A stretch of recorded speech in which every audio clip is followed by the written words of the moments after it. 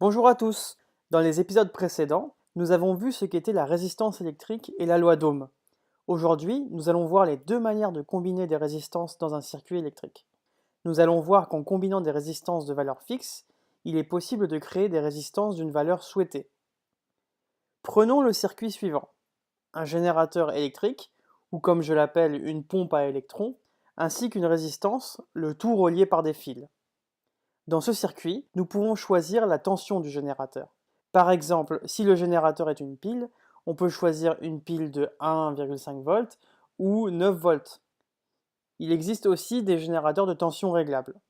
Dans notre exemple, nous prendrons une pile de 9 volts. La valeur de la résistance est également à notre main. On peut choisir par exemple une résistance de 1500 ohms. Le code couleur de la résistance permet de déterminer sa valeur. Nous avons vu dans la vidéo précédente que le courant qui circule dans la résistance vérifie la loi d'Ohm, U égale RI. Autrement dit, I est égal à U sur R. Avec une pile de 9 volts et une résistance de 1500 ohms, le courant I vaut donc 9 divisé par 1500, ce qui fait 0,06 A ou 6 mA. Mais la question est la suivante. Que se passe-t-il si je rajoute une autre résistance identique en série avec la première? En série signifie l'une à la suite de l'autre. Physiquement, on voit que l'électron circulant dans le circuit devra traverser la première résistance, puis la deuxième. L'électron aura 2 fois plus de difficulté à traverser les deux résistances qu'à en traverser une seule. Ainsi, l'effet global sera équivalent à une résistance multipliée par 2. De manière générale, si l'électron doit traverser une résistance R1 puis une résistance R2, c'est comme s'il devait traverser une seule résistance R1 plus R2. J'en profite pour vous rappeler que pour des raisons historiques, le sens des électrons est l'inverse du sens du courant. On peut démontrer les intuitions précédentes en appliquant la loi des mailles et la loi des nœuds.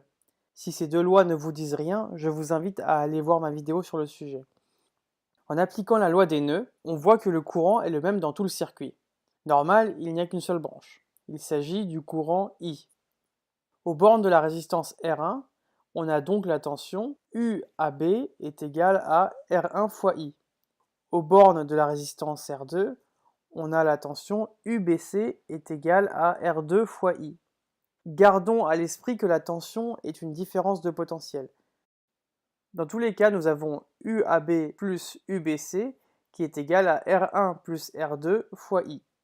Et donc UAC qui est égal à R1 plus R2 fois I. Tout se passe bien comme s'il n'y avait qu'une seule résistance qui valait R1 plus R2.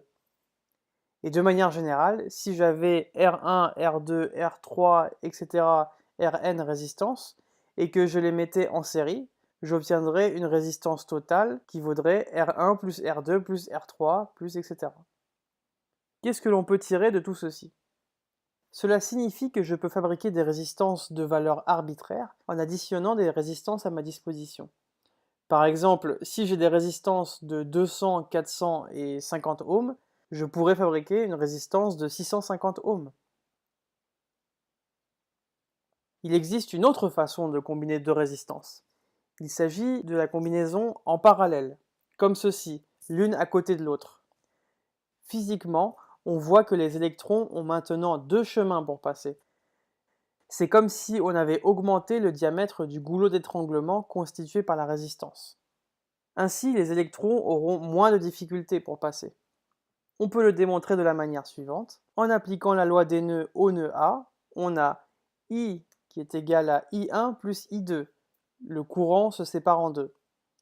La tension aux bornes de la résistance 1 et la tension aux bornes de la résistance 2 sont égales puisqu'elles partagent les nœuds A et B. Aux bornes de la résistance 1, on a la tension UAB qui est égale à R1 fois I1, où I1 est égal à UAB sur R1.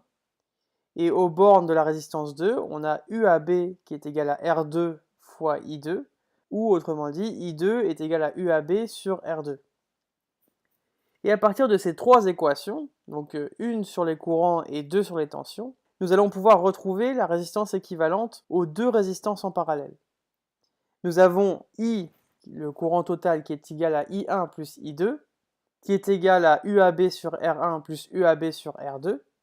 On peut factoriser UAB, et ça nous donne UAB fois 1 sur R1 plus 1 sur R2. En réduisant au même dénominateur, nous avons UAB fois R2 sur R1 R2 plus R1 sur R1 R2, qui est égal à UAB fois R2 plus R1 sur R1 R2, qui est égal à UAB fois R1 plus R2 divisé par R1 R2. Et en inversant, nous avons que UAB est égal à R1 R2 sur R1 plus R2 fois I. Cette dernière équation est équivalente à une loi d'Ohm, puisqu'on retrouve une loi de la forme U égale RI, sauf que le R, que l'on appellera la résistance équivalente, vaut R1 R2 sur R1 plus R2. Nous voyons que cela est bien homogène à une résistance, puisque R1 R2 vaut le carré d'une résistance, tandis que R1 plus R2 vaut simplement une résistance. Prenons par exemple R1 égale R2 égale R, donc les deux résistances qui sont égales. Dans ce cas, R équivalent est égal à R1 R2 sur R1 plus R2, donc ça c'est la formule, qui est égal à R au carré sur 2R, qui vaut R sur 2.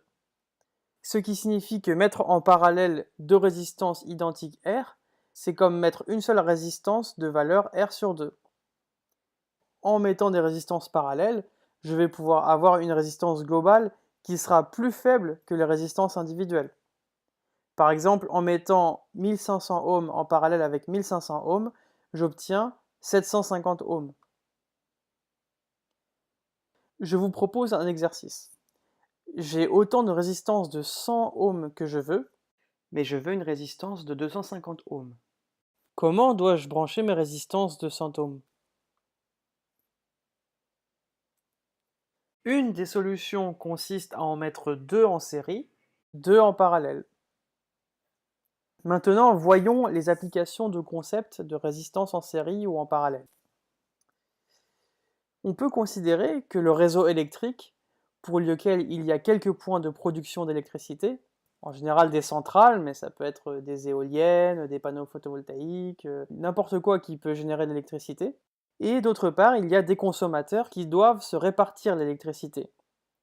Sur une branche du réseau, les consommateurs vont être en parallèle les uns des autres pour que la coupure d'un consommateur n'empêche pas les autres d'être alimentés. Un autre exemple est le suivant. Sur une guirlande à LED, vous savez les guirlandes qu'on utilise à Noël. En général, les LED sont branchés en série. L'avantage, c'est qu'on économise du câble, puisqu'on les met à la suite les unes des autres.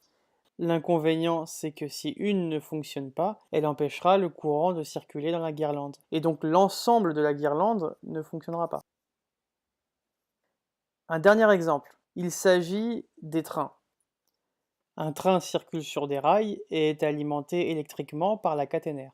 La caténaire est sous tension via un générateur électrique, par exemple à 25 000 volts, et le rail est à la tension de la Terre, donc permet le retour de l'électricité au générateur. Le rail est par convention à 0 volts. On peut considérer que le générateur, la caténaire, le pantographe du train, le moteur du train et le rail forment un circuit électrique. Et puisqu'il y a plusieurs trains sur la même voie avec le même rail et la même caténaire, chaque train est en parallèle électriquement avec les autres. Voilà, c'est tout pour aujourd'hui. Si vous avez d'autres exemples d'application du concept série parallèle, je suis preneur dans les commentaires. À bientôt!